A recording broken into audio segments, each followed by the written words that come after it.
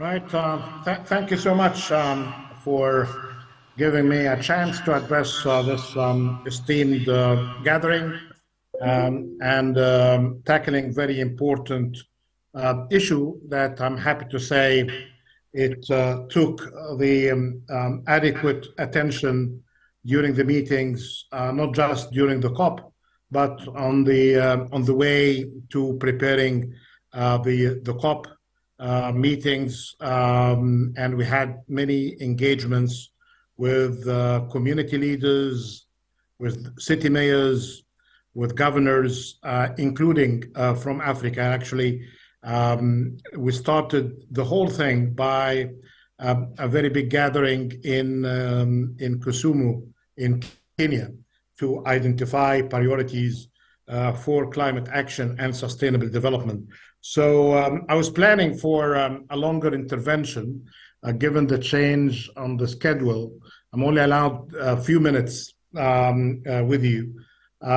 So I'll try to be very brief with more of a forward-looking approach on what we are expecting in the work going forward.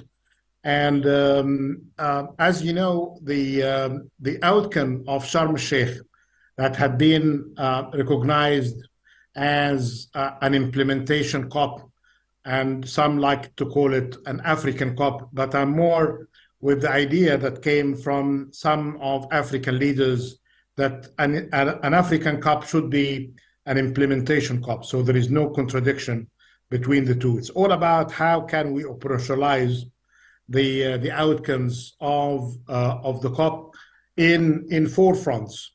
And given the importance of cities in the work, and perhaps you may have come across all of these important figures, either from the IPCC report about the importance of cities, especially with the global rate of urbanization, and the fact that cities represent 2/3 of global energy consumption. And this is very much growing at the same time. So in the four areas of work in the climate agenda, the first one is mitigation. I'm very much happy that Sharm el-Sheikh managed to maintain the momentum in keeping the 1.5 degrees alive, though that we need to do more when it comes to the NDCs and how we operationalize the work at the city's level, because at the current pace, and even with the updated NDCs, we need 6 times the promise of the current NDCs submitted to the system in order to keep mitigation track as it should be aligned with the climate action agenda and the Paris Agreement. And with the current pace, we are not hitting the target. The trajectory is that we are increasing globally. The emissions not reducing them, and we're deviating from targets by 60%. We know that by 2030, we should reduce emissions by 45%. We're adding roughly 14 to 15%. And this is before the war in the Ukraine that may have contributed badly to the emissions. But we need to wait for the scientific update in February or next year by the IPCC report. But in all cases, the current pace before the Ukraine, after the Ukraine war, it's still not really matching the expectations of what we should really be doing better. Good news is that in Africa, the responsibility of the whole African continent is still less than 3%. The efforts undertaken today as well to rely more on renewable energy. We see great investments in wind farms, in solar, and the big winner, I would say, in Sharm el-Sheikh was green hydrogen, and I'm happy to see 6 African countries leading the work, not just in the innovation of green hydrogen, but putting the standards of clean green hydrogen going forward. That will have contribution to cities' consumption and production of emission, and it will have a contribution as well to the transport system, and it can benefit from some of the new funds dedicated to this area of work. So the efforts in the African continent should really be focusing more on keeping the emissions under control and investments more in renewables. But despite the growth in renewables, still the share of the African continent in the new investments in renewables is much less than 5%. This needs to change, especially with the opportunities that have been really shared on the public-private partnerships. On the second file, which is resilience and adaptation, here any kind of generous assumption about the role of the private sector needs really to be revised based on the fact that we have today, that the private sector is not contributing to finance by more than 2 to 3%, 2% globally, 3% in the case of Africa and the adaptation. Update that came from the Global Center for Adaptation based in the Netherlands. And when we dig deep for some granularity on the information, you'll be seeing that the private sector definition here is more on institutional investors and philanthropies. We see that could be more work on the private sector and the resilience, work on the subcontracting, on the public-private partnerships model, in the good regional work that we conducted for Africa and the rest of the continents. There are lots of good activities in the nexus on the energy, water management, and food system that could benefit directly and indirectly the cities. But I'm concerned that the heavy lifting of the activities when it comes to resilience is still coming from public sources, and much of that still reliant on debt, and that needs to change. And there are lots of models, including my proposal, to require the development finance institutions to push more on their agenda in having bigger share for development and climate finance, focusing on the resilience side, because now, as we speak, it's roughly 75 to 80% of financing coming from the development finance institutions is going to the mitigation front, and the share of the resilience is much less. So I think it has something as well to do with the incentive structure, with the project development models that we have, and more on the work required for those who are representing us in the development finance institutions to put a stronger case for resilience and investments in cities when it comes to adaptation. One thing that perhaps in your leadership role in cities, communities, and global experts, you can help us with that there is a false assumption that the work on resilience, including strengthening infrastructure in cities and the transport system and the mobility, is very much a localized effort, that it needs to be funded by localized and national efforts. Because here the assumption goes as follows: if you reduce emissions, say in Dakar, the impact will be felt eventually in Stockholm. But if you fix the system, infrastructure system in Dakar, the benefit to the rest of the world is going to be limited. I think those who are pushing this kind of argument need a lot of understanding of the interconnectivity and interlinkages in the global system. And if we compromise part somewhere of this very much interlinked chain, it will have some devastating impact through specific channels, mainly migration and forced migration. It came to my attention a new publication that I'm going through it today, and tomorrow perhaps I may share some update on it. It's called Nomad Century. Nomad Century. I'm not bragging about my knowledge here, but it just came to my office yesterday. And it's basically telling us that how climate migration will reshape our world. And this kind of migration is going to be of that type. It's going to be forced migration. It's going to be more on the climate refugees.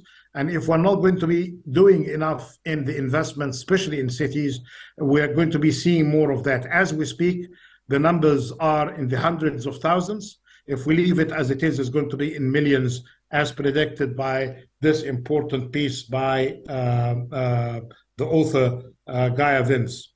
Let me get into the third part, which is basically about the great achievement of Sharm el-Sheikh, which is basically on the loss and damage fund.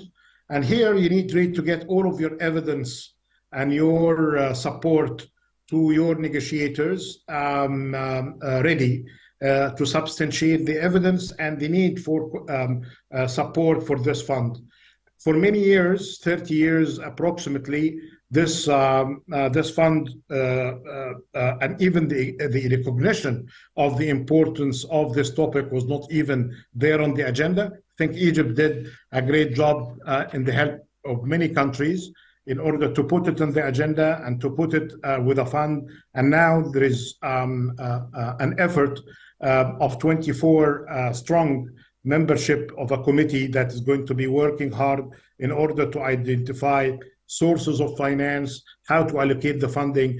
I'm seeing the role of cities, their surveyors, their engineers, insurance companies, and those who can assess and evaluate risk, and hopefully to benefit as well from the initiative by the Secretary General on the UN to have an early warning system with a database. All of that needs to be coming strong to support the funding for the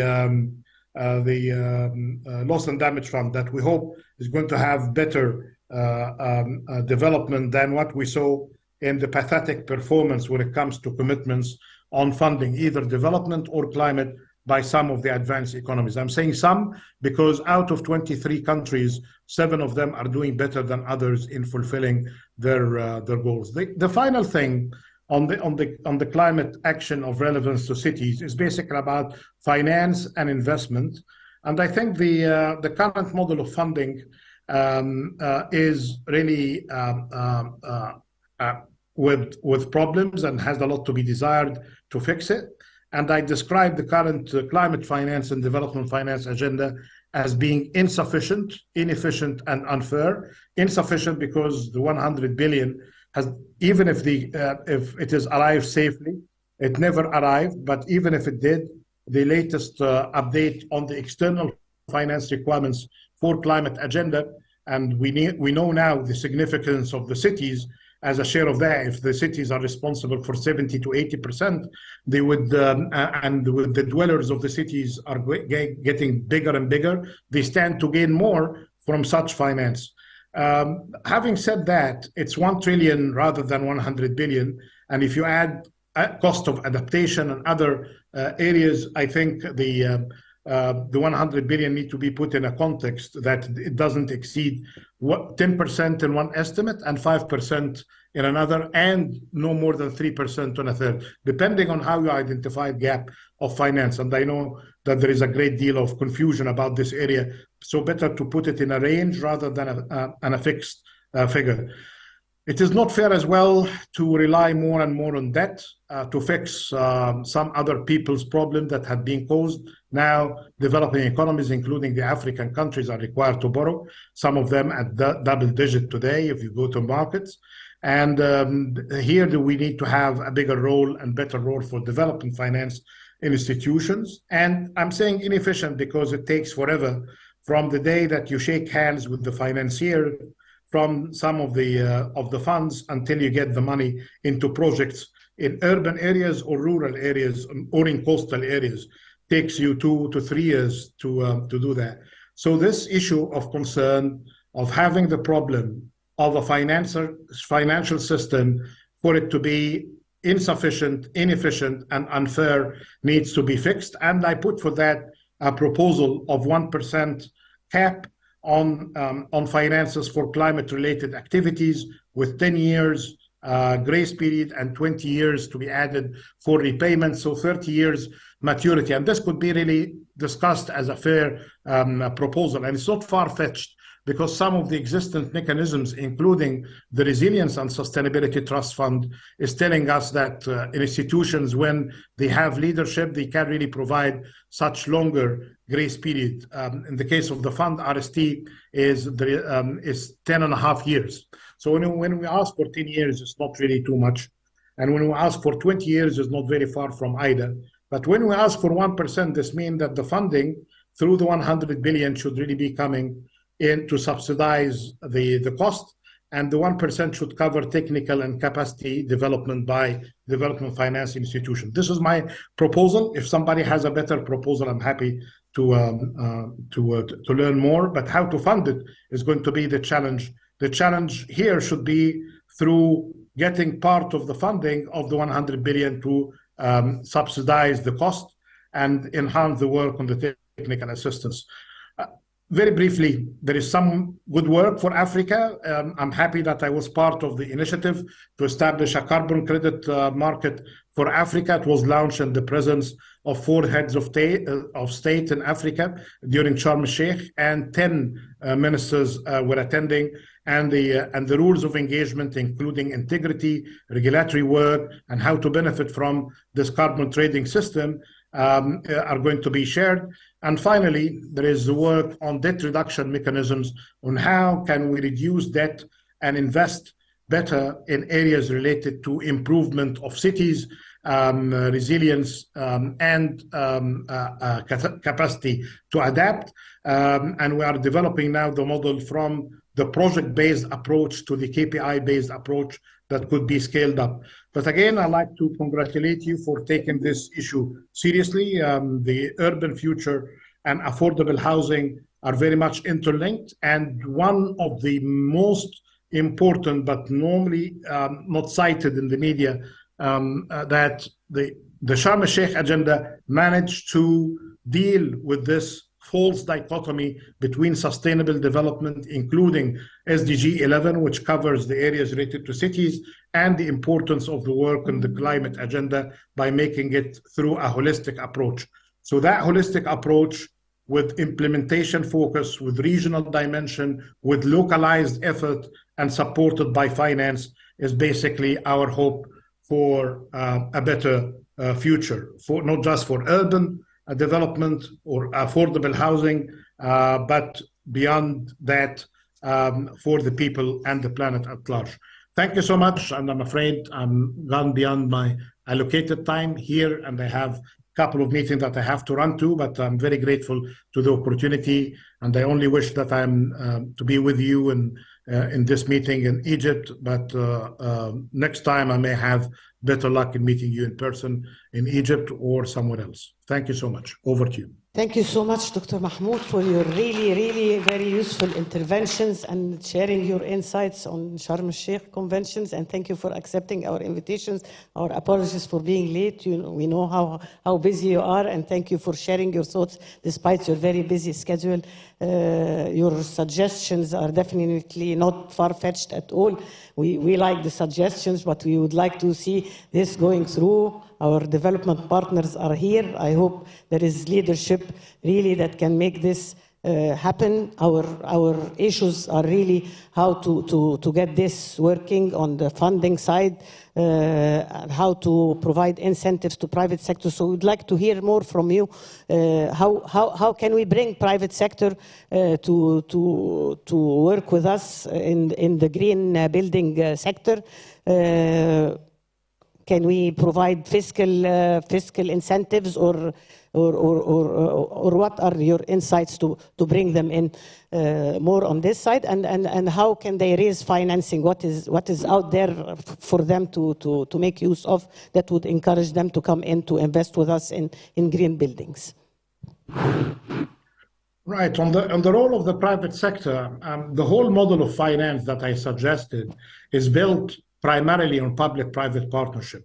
Without the private sector participation, the public side will not really function.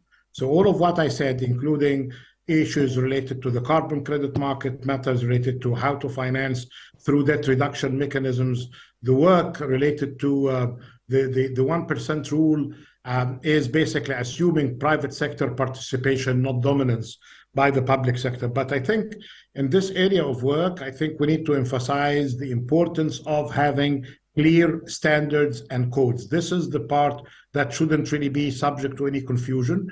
And the issues related to building infrastructure development is all about the green codes that should be factored in and mainstreamed, and to minimize any kind of confusion.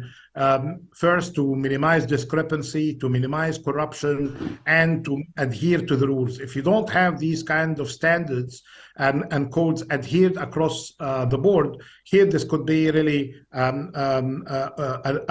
wide opening gate for trouble down the road. And many countries have been suffering because of lack of coding and zoning and arrangements of how the green urban smart as well, I would like to add, because the green and smart, as we have seen in this localization project under the auspices of the Egyptian president, that had lots of solutions when it comes to urban development and mobility. That should be the starting point. Issues related to incentives coming from the fiscal side, yes, there could be, but in such constraints of fiscal space, we need really to be very much effective in targeting and making sure that whatever we are promising is going to be adequately monitored and adequately verified.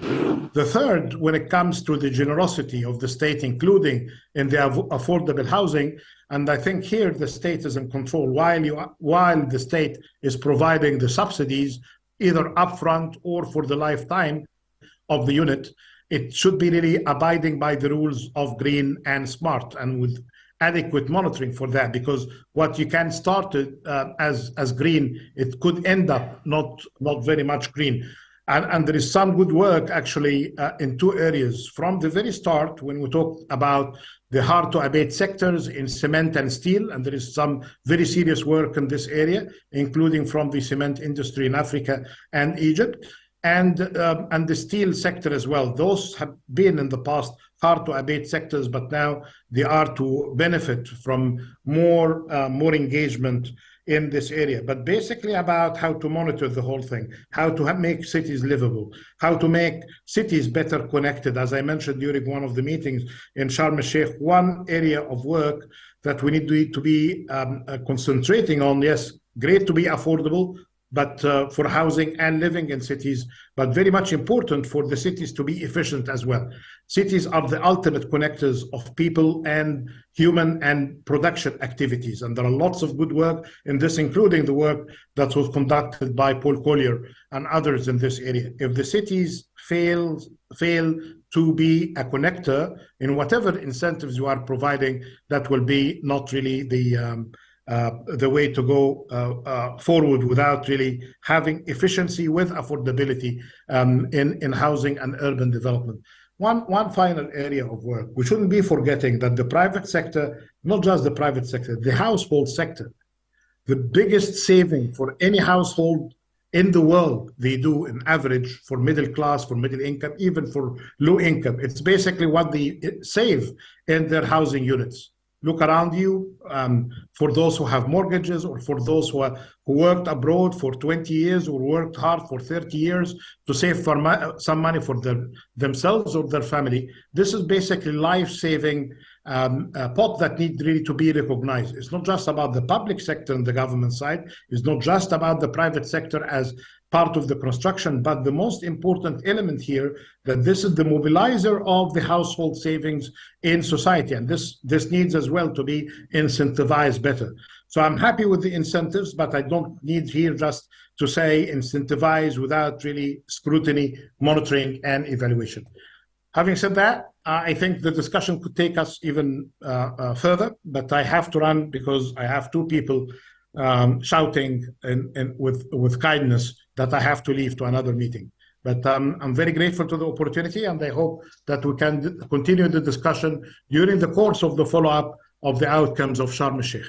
Can't thank you enough, Dr. Mahmoud, and we'll definitely continue our discussion when you are here in Cairo. Points well noted and taken into consideration, and thank you so much for your valuable time and input. As usual, you never fail our expectations. Thank you. That was the best part of our day. Thank you so much. Have a great day. You are very generous. Thank you so much.